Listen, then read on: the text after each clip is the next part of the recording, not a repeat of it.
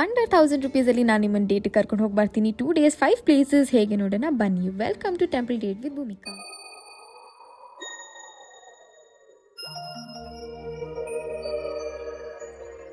Bangalore to Kukke 170 rupees train book ಮಾಡಿದ್ವಿ. ಇಲ್ಲಿನ view ತುಂಬಾನೇ ಚೆನ್ನಾಗಿರುತ್ತೆ. ಮಧ್ಯಾಹ್ನ ಅಷ್ಟರಲ್ಲಿ ಕುಕ್ಕೆ ಸುಬ್ರಹ್ಮಣ್ಯ ದೇವಸ್ಥಾನ ರೀಚ್ ಆಗಿದ್ವಿ. ಲಗೇಜ್ ಎಲ್ಲ ಲಾಕರ್ ರೂಮಲ್ಲಿ ಟು ದರ್ಶನಕ್ಕೆ ಹೋದ್ವಿ.